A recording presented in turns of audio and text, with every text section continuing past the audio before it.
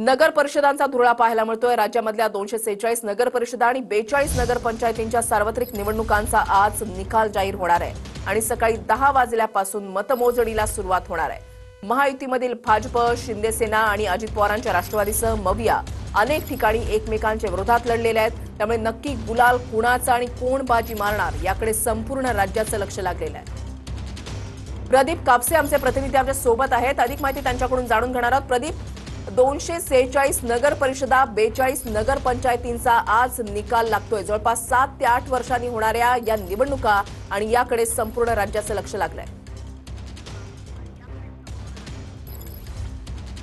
अगदी बरोबर आहे। खरं तर 7 ते 8 वर्षांनंतर या स्थानिक स्वराज्य संस्थांच्या निवडणुका होत आहेत, त्यामुळे प्रत्येक पक्षानं बाजी लावून या निवडणुकीमध्ये प्रचार जो आहे तो केलेला आपल्याला पाहायला मिळाला।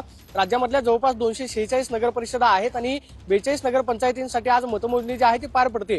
10 वाजल्यापासून या मतमोजणीला सुरुवात होईल। मात्र राज्यामध्ये दुपारपर्यंत हे चित्र स्पष्ट होणार आहे, म्हणजे राज्यामध्ये स्थानिक स्वराज्य संस्थांमध्ये सगळ्यात मोठा पक्ष कुठला असणार आहे। प्रत्येक पक्षाकडून दावा केला जातोय की आमच्या पक्षाला चांगलं यश मिळेल। भाजपचे विशेषतः आपल्याला माहिती आहे की स्वतः राज्याचे मुख्यमंत्री देवेंद्र फडणवीसांनी जवळपास 100च्या जवळ सभा ज्या आहेत त्या या निमित्तानं घेतलेल्या होत्या। वेगवेगळ्या ठिकाणी देवेंद्र फडणवीसांच्या प्रचार सभा पाहायला मिळाल्या।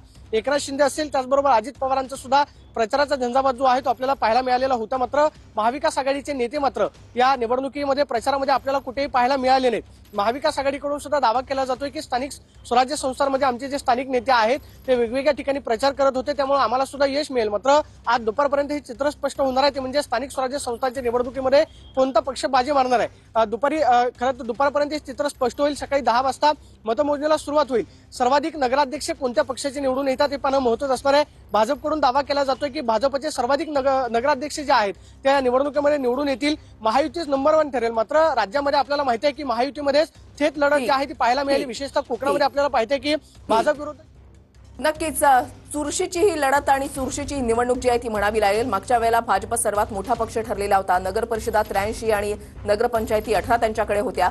आता यंदा जर आपण पाहिलं तर कोण नंबर 1 ठरतंय, कोण नंबर 2 ला येतंय हे पाहणं महत्त्वाचं असेल। धन्यवाद प्रदीप दिलेल्या सविस्तर माहितीसाठी।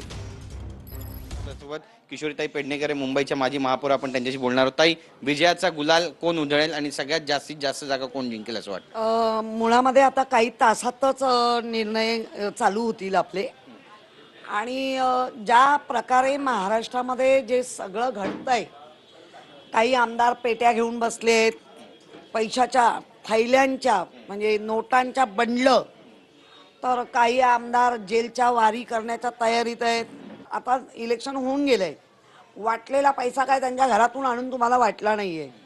ते भान ठेवून जर निष्ठेने मतदान केलं तर हा गुलाल निष्ठेचाच गुलाल उधळला जाईल।